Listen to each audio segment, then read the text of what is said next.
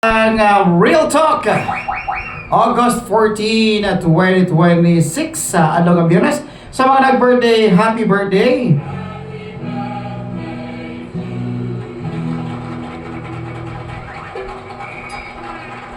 Alright, this Friday morning mga kabarkada, kani ako ang Real Talk around this morning, no? Pwede ninyong ma-replay, pinaagi sa ako ang Facebook page, kaya ako aning i-post later on mga kabarkada, ang ako ang video regarding sa akong mga gipang-istorya karon. So, pwede po ninyo ma-replay mga kabarkada sa inyo ang mga tagsa-tagsa ka mga cellphones. Hindi siya live na video, kundi recorded video ni siya, then later on akong i-post, no? Okay, ato ba guys, gutan mga kabarkada ang panultihon. Kung nahigugma jud ka sa usa ka tawo ba, kamao ka o willing kang magbag-o para niya. Sige, ato nang istoryahan karon this morning mo nito ang Real Talk.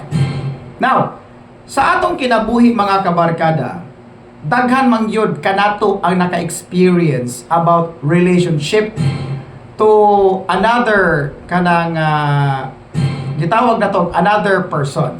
Naman po na yung relationship sa tong kaugalingon, relationship po sa to ang isig katao. Pwedeng friendship, barkada, inigsuon, or unsa pa na diha, or kanang gitawag na to mga kabarkada o uyab, or magtiayon, or partner. Now, listen to me. This is very critical sa mga in a relationship karon this morning ha. Ang usa ka relationship, dapat mga kabarkada kung naamoy dili pagka sinabtanay sa imong partner, kinahanglan ang inyuhang conversation, ang inyuhang discussion is all about fixing what is the problem. Dili kay you are arguing kung kinsa ang mali, kung kinsa ang insakto, kung kinsa ang pildi, kung kinsa ang daog. Mao ni siya proper yun deliberation mga kabarkada sa usa ka relationship. O kung na siya matured relationship, knowing and accepting the accountability kung kinsa ang saipan. Tungod kay ang tinuod nga partner mga kabarkada, dili lang siya kay partner ra. Mao po ni siya ang mutambag nimo sa mga sayop nga imong binuhatan para i-correct ka. Di pasabot nga perfect siya nga gi-correct ka kung dili kay partner man mo. Related man mo to each other. O ikaw yang asawa, ikaw yang bana, pareha man mong duha. Related mo to each other. Wa pa ka kahibaw as a partner kung maluya or malukmay or madugmo ang imong partner, hilamos pod ka og apil. Tungod kay giusa man mo sa labaw nga makagagahom. Manaamoy kasal og wala, nya namoy mga anak, giusa man mo sa labaw nga makagagahom, nga mag-uban mo sa usa ka Pinoy-anan or sa usa ka relasyon nga matawag ka og asawa o matawag po kag bana. So kung unsay mahitabo sa asawa o unsay mahitabo sa bana, along the way, na ay responsibility ang each other ninyo uy. So, be careful sa imong gipangbuhian nga mga pulong sa imong partner. Kanaay usahay nga makabuhi kag pulong nga makapabadlis, makapasamad sa iyang kasing-kasing to the point nga mahimo ng bato ang iyang kasing-kasing. Kay dili naman ka kamaong maminaw koreksyonan. Hinumdumi ha, ang partner nga sige og correct sa iyang partner pod is ang tawag ana caring. Ha? Caring ang tawag ana. The moment nga si partner di na mo correct sa imuhang mga lapses, good luck. Kana nga portion sa iyang kaugalingon is naghinay-hini, naghilis ang iyang gugma sa imuha. Unsa ni trabaho sa partner di ay? Mao bitaw nga biblically speaking, ang lalaki kung maminyo, dili na dapat pamupuyo sa balay sa iyang ginikanan. Maglain na siya tungod kay naay privacy. Tungod kay sa usa ka panimalay, usa ra gyud ang hari o usa ra gyud ang reyna. kanang imuhang balay sa imong mama nga imong gipuy-an niya minyo na ka hinumdumi pag-ayo, ang hari diha imuhang papa, ang reyna diha imuhang mama. So dili mo pwedeng mulabaw diha. Gusto kang may mong hari, hala, buwag og Pinoy-anan. Pagbaton og kaugalingong balay, pagbaton og kaugalingon nga katungod, para diyang balaya ikaw ang tawgon og hari. Og ang imuhang asawa mo'y tawgon og reyna.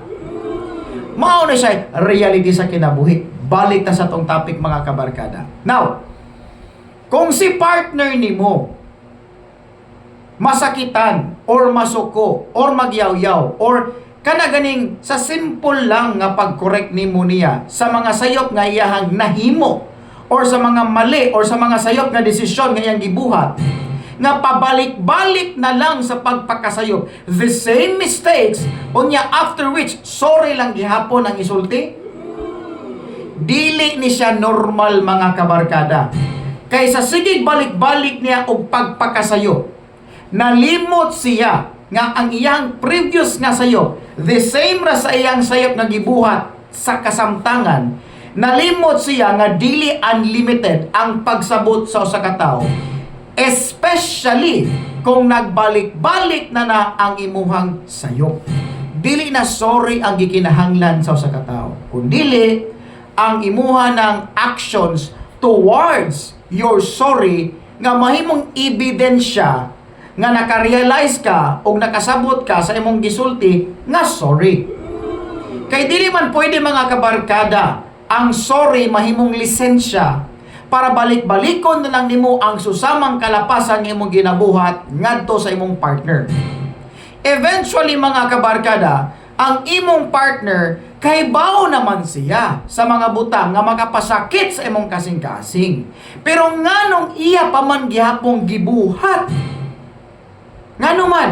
Be, kinsa may makatubag nako diha karon? Be, kay bao na siya nga masakitan ka if iyahaning buhaton. Pero nga iya pa manggapong gibuhat? Do you really think nga tungod kay love ka niya? Do you really think tungod kay nag-care siya nimo?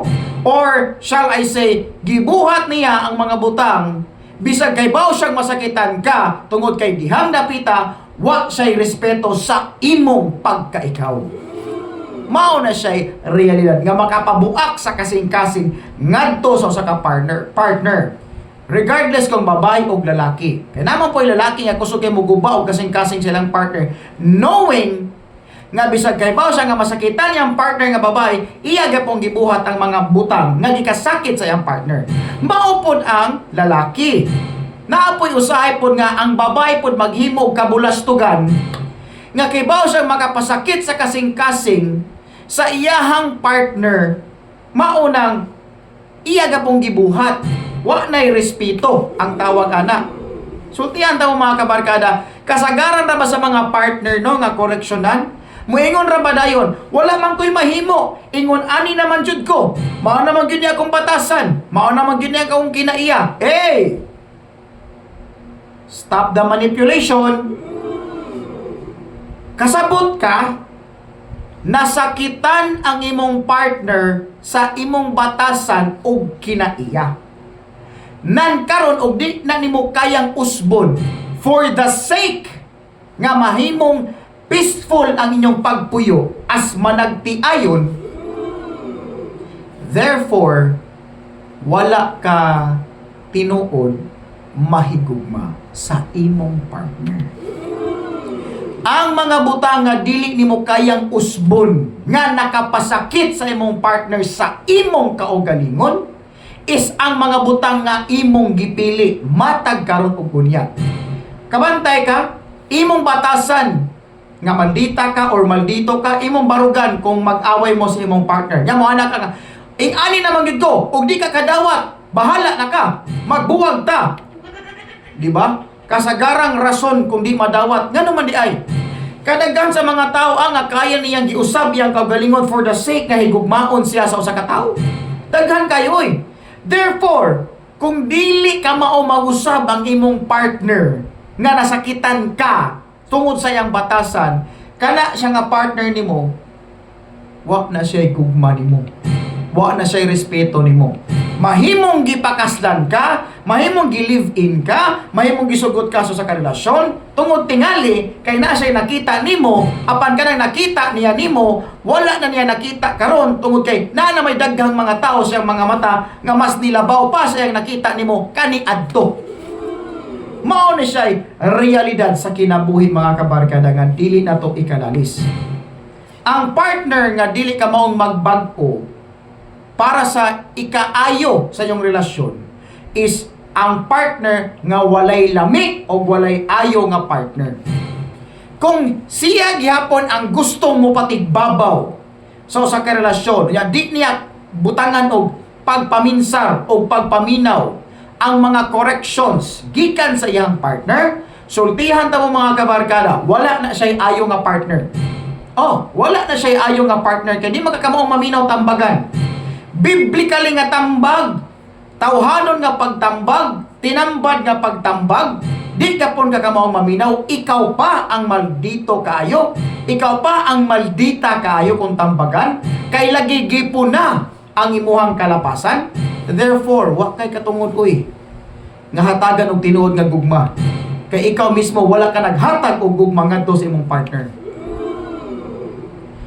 Atong istoryahan, lalaki o babae, di na to kalimtan mga kabarkada, ha? Di na to kalimtan. Nga bisan pa man gani mga kabarkada, inyo ang partner nga lalaki, habal-habal driver, or construction worker, or unsa pa man gani ang trabaho sa imong bana, nga mas taas pa kag sweldo, hinumdumi baya pag-ayo, ha? Wala kay katungod nga maliiton nimo ang imuhang bana. Kay inig-abot sa balay, still, ang imong bana nga naa sa inyong panimalay, siya gyapon ang padre di pamilya ni anang balaya. Naman ko'y uban mga kabarkada nga muhambugira na kayo nga mga babae nga partner nga porket mas taas ang iyang sweldo sa iyang bana, mura nagsikinsa mo tratar sa iyang bana to the point nga wala na'y respeto. Mao nang ang mga bana usahay mo takilid na lang ug magpakahilom na lang kay dili man siya paminawon. Pero unsaon man Sergeant Rico nga mas taas ang sweldo sa bana pero wa gapoy respeto ang asawa. Mao ni pagaingnon nga giminyuan ka kay nara sa gustong makuha nimo isip usa ka bana. Tinuod man na. Tanawar ko na kwentaha pagayo. Unsang klase nga tao, unsang klase nga partner imuha nang atiman, imo nang gipangga, imo nang giserbisyuhan, imo nang gihatag ang imong kaugalingon, and yet ang ihatag niya sa imuha distraction. Do you really think relationship pa na? Dili na relationship mga kabarkada. Kay ang partner nga di ka maong maminaw, ang partner nga dili gustong kurihian, ang partner nga masuko kung kurihian sa iyang partner is ang partner nga stubborn, partner nga walay ayo, partner nga walay lami, o partner nga dili angan i-honor at ubangan sa mga tao. Kay una sa tanan, wala man po siya naghatag og honor nga gikoreksyonan ang iyahang mga kasaypanan. Imagine, balik ko na to sa saunang panahon. Mao bitaw, no? Mao bitaw. Bunalan ka ni mama o ni papa nimo kung masayop ka. Ha? Ngano man? Sa mga naay ginikanan nga naka-experience og bunal, makatubag yun mo ana. Kaya ngano man, inigkaulitaw nimo or ikadagan nimo, makasabot ka, mao din gibunalan ko ni mama o ni papa. Kay gidisiplina di ay ko nila. Unya ang bunal sakit dili. Sakit ang bunal. Paludhon kag asin or munggos. O di ba kay papaak yung mga tiil sa hulmigas? O di ba kay isod kag sako paasuhan? O di ba ka bunalan ka og kanang unsay nga naniniyang iba sa kanang palwa sa iba? O di ba ka kanang stick sa bayabas? Sakit kay na mga kabarka. Gid ka nang yon. Pwede kay nang buhaton sa mga ginikanan sa unang panahon nga naghatag og disiplina. Unya, syempre kita nga bata, experience mo ko nagbunalan ko sa una sa akong apuhan. Normal lang nga maghilata kay sakit man ang bunal. Maora pud na sa relasyon karon. Kung naay care ang imuhang partner nga i-correct ka, sakit jud na ang pag-correct sa imong partner for you to learn, for you to understand nga hoy, nakapasakit kag kasing-kasing nako.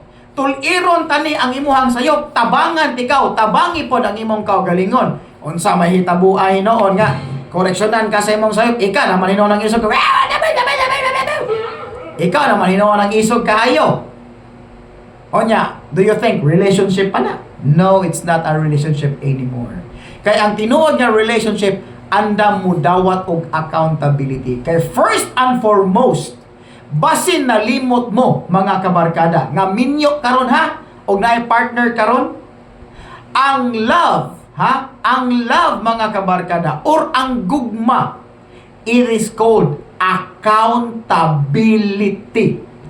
Mao na siya tinuod nga meaning sa gugma. Wala kay accountability sa usa ka relationship. Therefore, you are forgetting nga nisod ka og relationship.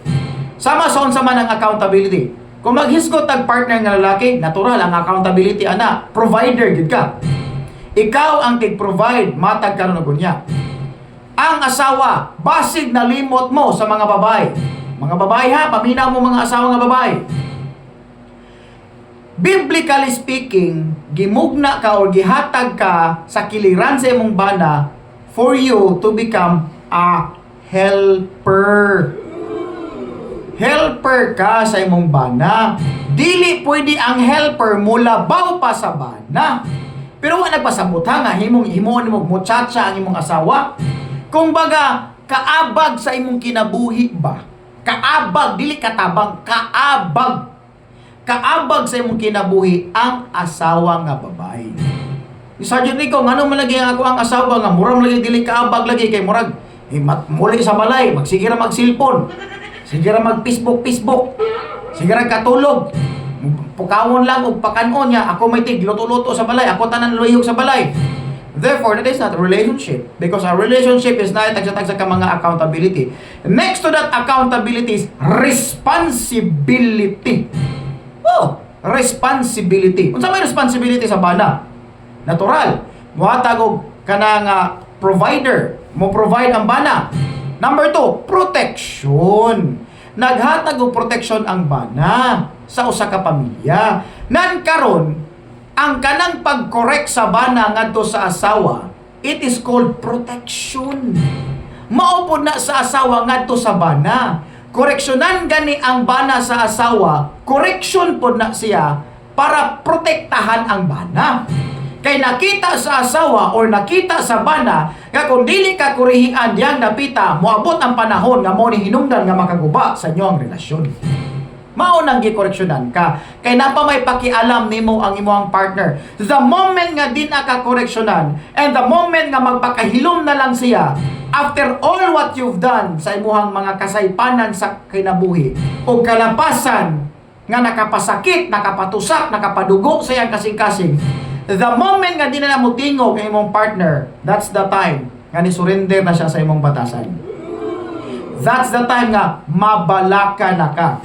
Mintras tantong nabalaka ka, nga igulik nimo sa balay, naa ba kay partner nga nakita ang dagway, although nibiya na ang iyahang kabubuton o kasing-kasing diha sa kaminyoon, naa pa kay chance nga mag-uho nimo imong kaugalingon, tabangan nimo imong kaugalingon para anang tawhana. Kana kung tinuod kang nahigugma ngadto niya. Apan kung dili ka tinuod nga nahigugma niya, yano ra kay nimo litokon ang mga pulong nga magbuwag na lang taoy. Yano ra kay nimo litokon ang mga pulong nga ma-blame siya. Awa ha. Ang partner nga nag-correct nimo walay laing hangad kundili ang matul-id og matarong ang inyong relationship. Pero ikaw nga talibagbag nga partner, musulti ka, way lami imong istorya, paghilom diha oy, magbuwag na lang ta. Kay permanente na lang sayop nimo ako, permanente lang sayop nako imong makita. Lisod sa kasanan, koreksyonan ka kung naghimo kag insakto. Koreksyonan jud ka kung na kay sayop magibuhat. Nya ingnon ra ba kasi mo ang partner? Ngano mo correct man ka ko? Perfect ka? Mentalidad sa mga immature nga mga partner. O kana nga partner nga anang mindset, wala na ikatungod nga matawag og asawa or matawag nga bana. Ngano man? Kay hangtod karon wa man sila kasalabot silang accountability o responsibility as your partner. Hinomdumi gina pag-ayo mga kabarkada. Nya moingon na kagaling. Hala, kalit na ginausab yung batasan. Hala, kalit na ginganay ana yung batasan. Wala na kalit oy. Dili po na kalit. sadyang sobra na gyud kayo ang iyang kasakit tungod sa imong batasan nga paulit-ulit niyang gitarong og hilot, paulit-ulit niyang gitarong haron lang ikaw matulid sa sakto nga dalan nga nakaapekto o makaguba sa inyong relationship. Paulit-ulit na lang nga pagdisiplina ninyo, paulit-ulit na lang nga tambag niya nimo, paulit-ulit na lang nga pagpahimangno nga, day, dong, nasakitan ko sa imong batasan. Pwede ba nga tabangan nimo imong kagalingon nga usbon ni diring dapita kay nasakitan man ko. Gisultihan na ganin nimo nga nasakitan ka sa ingana nga batasan, pero nganong iya pamangyapong gibuhat.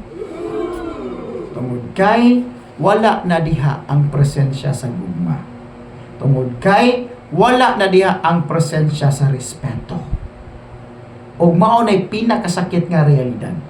Ang worst scenario pag yun ana mga kabarkada is ang tao nga wala na gugma o wala na respeto nimo, di na sila maka-express through words.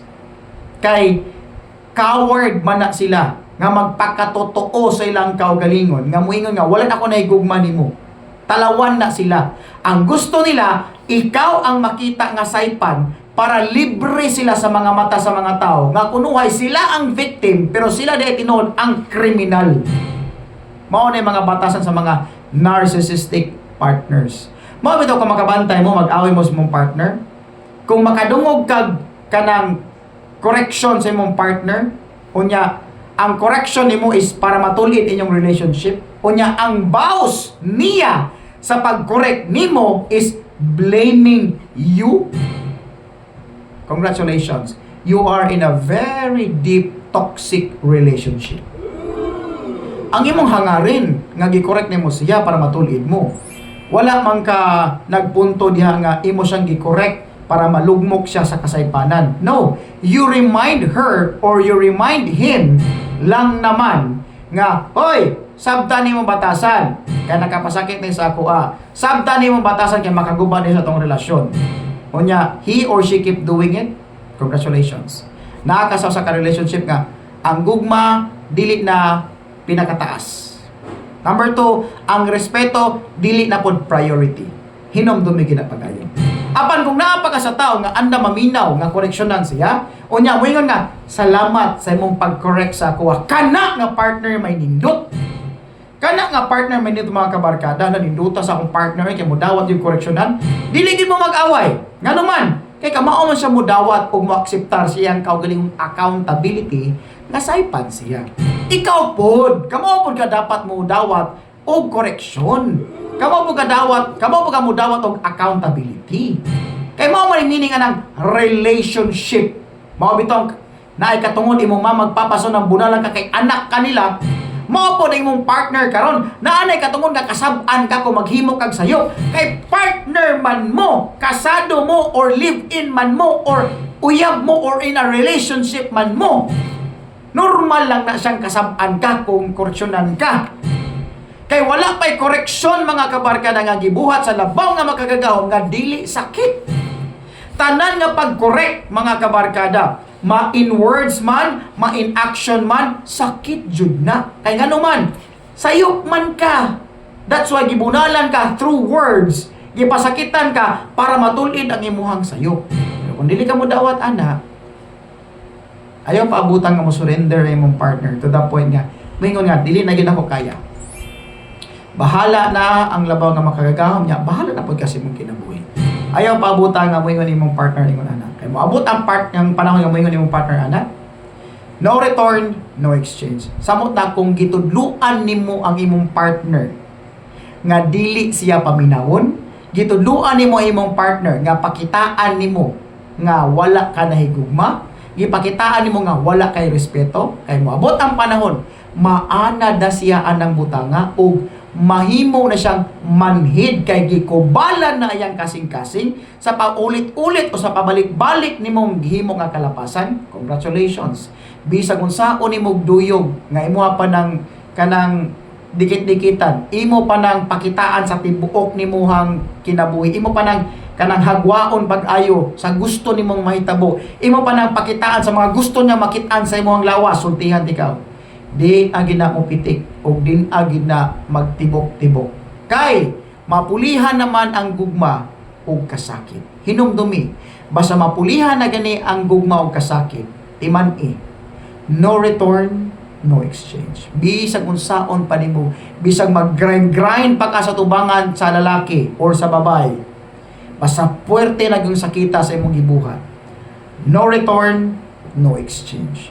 Timan gyud na. Beware. Balikon ako before may nang atuang live mga kabarkada. Ang partner nga di ka maong magbag-o sa iyang kaugalingon para sa inyong kaayuhan, wala na higugma sa imo. Hinumdumi ginapag-ayo. Apan ang partner nga naay pakialam nga gustong magbag-o para sa kaayuhan sa inyong relasyon, mao ni siya ang partner nga angayang ikapasigarbo o ikapanghambog ngadto sa ubang tao. Nalagon ang Diyos mga kabarkada. Happy Friday morning, August 14, 2024. God bless. Sa Kuya. Good morning.